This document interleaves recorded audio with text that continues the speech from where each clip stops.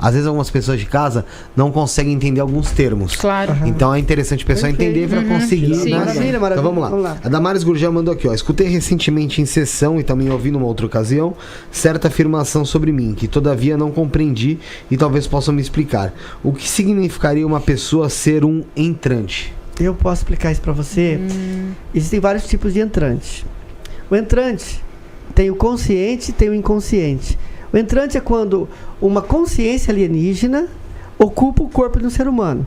Isso pode acontecer de várias formas. Primeira forma, desliga o seu cordão de prata. Isso é tecnomagia.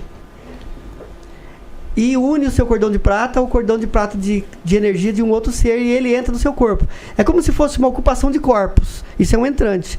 Tem o entrante que ele nasce de mãe terrestre, de pai terrestre, o óvulo é fecundado normalmente, mas a alma que encarna ali já é uma alma extraterrestre. Cara. E muitas vezes inconsciente. Tem muitos extraterrestres encarnados entre nós inconscientes. E tem o entrante que ocupa o corpo.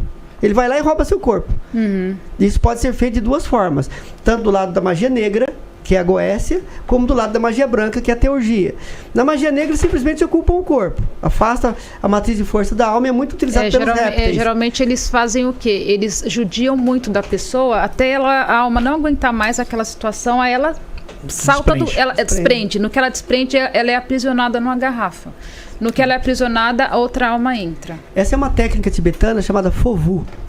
Teve um famoso escritor chamado Lobsang Rampa, escritor de ocultismo dos anos 70, 80, ele foi best-seller, que ele era o corpo de um monge tibetano, era uma alma, uma consciência de um monge tibetano ocupando um corpo de um bombeiro inglês, era um entrante. Por isso que eu falei, a pergunta dela é uma pergunta muito vasta, mas sim... Tem aquele caso, né, daquele de Eridano, Polo Saki, um cientista que uma consciência de... Esqueci o planeta, depois eu lembro. De Eridane ocupou o corpo de uma criança nordestina que ia morrer. E ele tinha que cumprir uma missão de trazer tecnologia para a Terra. Então ele entrou naquele corpo daquela criança, foi feito um acordo, aí foi feito da forma correta, e ele ocupou o corpo daquela criança. Quando ele cresceu, ele trouxe várias tecnologias, mas a NASA levou ele para os Estados Unidos, eu conheci ele pessoalmente, e ele desenvolveu, por exemplo, o Pineal Trainer, que era um equipamento para desbloquear a glândula pineal do ser humano, que é uma das formas deles manterem... Ele saiu no SBT. O SBT fez uma matéria com ele. Muitos equipamentos, eu poderia listar vários aqui que ele fez, só que foi sabotado e se morreu, todavia. Então, todos aqueles que dão um passinho meio fora... Exato. O pessoal dá um jeito de eliminar. Exatamente. Isso é muito triste, né, nesse ponto, porque você comentou um pouco atrás sobre a Assange. Eles querem manter a hipnose, então não adianta. Então, vocês comentaram sobre a Assange. E a gente, então, quando a gente vê isso, né, a gente se sente muito impotente e até com medo, porque imagina você começar a fazer o trabalho que vocês estão fazendo e chegar em talvez informações maiores e conseguir imaginar e trazer isso para o público e, cara, vocês serem acusados e presos por algo que vocês não fizeram. Sim, exatamente. E assim, ninguém vai comprar a briga. Sabe por quê? Vamos falar real. Hoje em dia, ainda, quando se fala disso, o pessoal fala, é louco. É louco. Você quer saber por que eu estou aqui? Hoje em dia eu só viajo em grupo, eu não viajo mais sozinha. Porque vão falar, é louco. Um pequeno percentual é que vai acreditar. Agora, nós estamos... Quem acredita que já está saindo da hipnose nós formos tidos como loucos, nós estamos seguros. Enquanto nós não pudermos apresentar provas cabais, nós estamos seguros. Então, tranquilo. Mas nós quer dizer que você não tem as provas cabais. Exatamente. É que tem coisas que não são mostradas. Agora nós vamos mostrar algumas evidências. Por exemplo, que eu estou contando uma história para vocês. Vou contar uma história para vocês.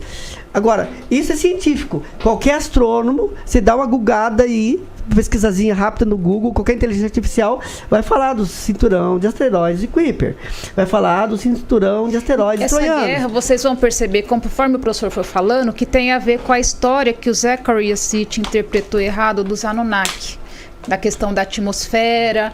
Eles desenharam um planeta a mais, né? Tem um sistema solar que eles desenham, que tem um planeta a mais. Ele fala, não, é Nibiru. Na verdade, eles estavam desenhando Phaeton, né?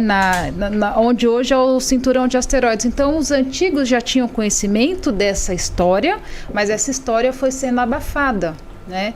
E ela existe hoje no subterrâneo lá das bases secretas. Então, eles têm esse conhecimento. Até a invasão do Iraque, quando enforcaram Saddam Hussein depois da invasão, tem a ver com tudo isso. Tecnologia alienígena encontrada no museu iraquiano. As tábuas, as escrituras cuneiformes dos antigos sumérios foram traduzidas. Zecharia Sitchin, ele tem que ser homenageado porque ele traduziu grande... Ele confundiu algumas coisas, como a Danusa acabou de explicar. Mas ele trouxe... Por exemplo, o mundo só ficou sabendo que na Mesopotâmia, onde floresceu... onde é o Iraque, é a antiga Mesopotâmia.